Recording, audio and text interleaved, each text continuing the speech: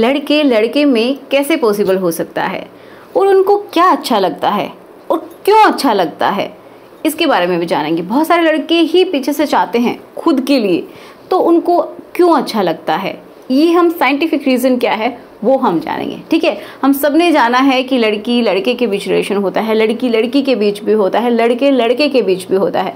तो इसमें जो एक्सेप्टेंस है वो ज़्यादातर मिलती है जो कि ऑपोजिट जेंडर वाले हैं उनको।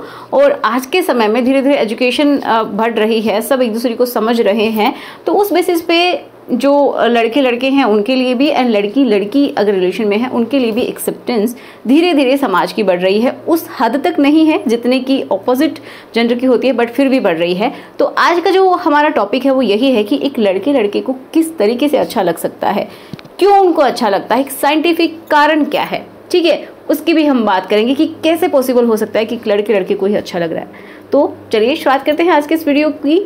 सो मेरा नाम है एकता और आप देख रहे हैं बहुत ही प्यारा सा चैनल स्टडी विद मी। तो चलिए समझते हैं। देखिए क्या होता है कि लड़के लड़के में दो तरीके से ही पॉसिबल हो सकता है। एक तो हो सकता है कि दोनों ही एक दूसरे को मुंह से करें, ठीक है, ये पॉसिबल हो सकता है। एक दूसरे को इस तरीके से खुश करें या फिर अपने हाथ से एक दूसरे को खुश करें।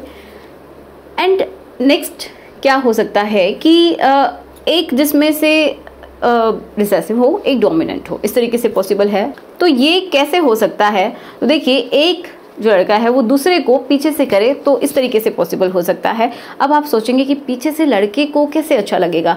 देखिए लड़कियों से भी ज़्यादा लड़के को पीछे से अच्छा लगता है।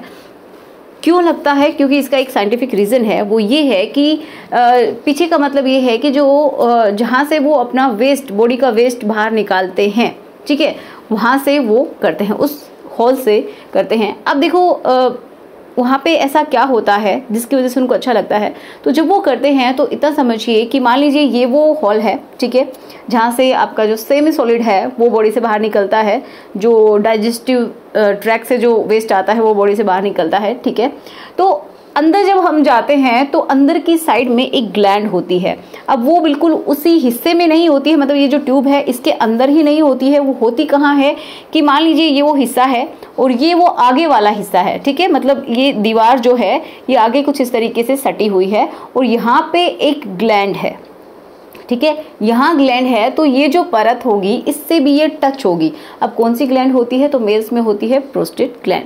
अब वो जो ग्लैंड है वो बहुत ही ज़्यादा सेंसिटिव होती है। जब उसके ऊपर घर्षण होता है या फिर टच होता है तो उनको अच्छा फील होता है, वो स्टिमुलेट हो जाती है और उनको अच्छा फील होता है, ठीक है। जैसे फीमेल्स के केस में हम देखते हैं कि उनको आगे से उतना ज़्यादा अच्छा लगता है ना कि पीछे से, क्योंकि उनका जो ऊपर जो क्लिट होता है उनको वहाँ सबसे ज़्यादा अच्छा लगता है। इसी तरीके से मेल्स के अंदर जो ग्लैंड होती है अगर उससे टच होता है, देखिए डायरेक्टली टच नहीं होता है, मान लीजिए यहाँ पे है, ठीक है, ये ग्लैंड है और जब पीछे से होता है तो जब इस हिस्से में टच होता है तो हल्का सा यहाँ पे स्टिमुलेशन पहुँचता है, मतलब इस दीवार से जब ये अटैच है तो इस तरीके से यहाँ पे भी घर्षण महसूस होता है।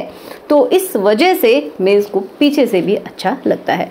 अब ये देखिए मेल फीमेल में भी ऐसा हो सकता है कि फीमेल अगर करे अपने पार्टनर को तो भी ऐसा हो सकता है। तो वो कुछ टॉयज़ का इस्तेमाल करते हैं, उनकी बेसिस पे वो लोग करते हैं। बट जो मेल की बात थी उसके बारे में आज हमने डिस्कस किया है। तो जिसके माइंड में भी अगर कोई डाउट था, आई होप वो क्लियर हुआ होगा।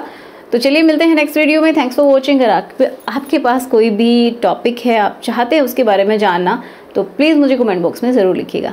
So good bye.